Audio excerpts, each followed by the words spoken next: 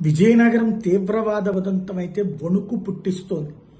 ప్రశాంతతకి మారుపేరు. అసలు ఉగ్రవాదము, నక్సలిజం లాంటి పేర్లు వినబడనటువంటి జిల్లాలో పుట్టుకొచ్చినటువంటి ఒక రాక్షసుడితో ప్రారంభమైనటువంటి వ్యవహారంలో దర్యాప్తు చేసే కొద్దీ దారుణమైనటువంటి అంశాలు, దారుణమైనటువంటి ప్రణాళికలు వెలుగులోకి వస్తున్నాయి.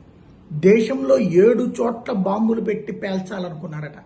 ఈ సిరాజు, సిమ్రాను తయారు చేసేటటువంటి బాంబులు ప్రయోగాత్మకంగా సక్సెస్ అయితే వీళ్ళకి సౌదీ అరేబియా, దుబాయ్ల నుంచి డబ్బులు వస్తూ ఉన్నాయి. ఆ డబ్బులతోనే ఈ పేలుడు పదార్థాలు కొన్నారు. దాన్ని ఇక్కడ సిరాజ్ చేసుకుంటూ వస్తున్నాడు, సిమ్రాన్ సహకరిస్తూ వస్తున్నాడు. వచ్చినటువంటి డబ్బులతో ప్రాథమికంగా ప్రయోగం సక్సెస్ కావడంతో పెద్ద ప్రయోగానికి రెడీ అయ్యారు.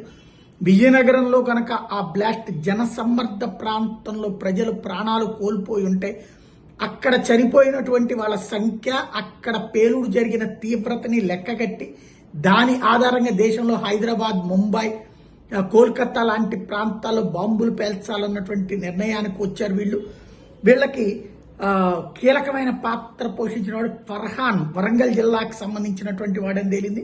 అట్లాగే ఉత్తరప్రదేశ్కి సంబంధించినటువంటి బాదర్ అనేటటువంటి వాడు కూడా కీలకమైన పాత్ర పోషించాడని తేలింది. మొత్తం 20 మందిని వీళ్ళు రిక్రూట్ చేసుకున్నారు.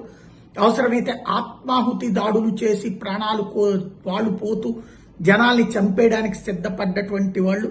వీళ్ళందరికీ అహీం అనే ఒక టీం పేరు కూడా పెట్టారు.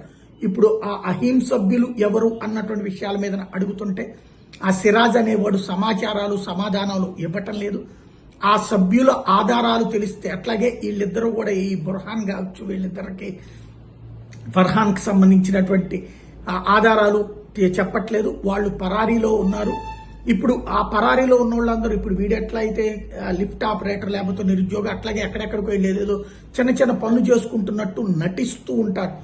టైం వచ్చినప్పుడు ఇట్లాంటి తీవ్రవాద కార్యకలాపం చేయడానికి సిద్ధపడతారు. వీళ్లతో చాలా ప్రమాదకరం.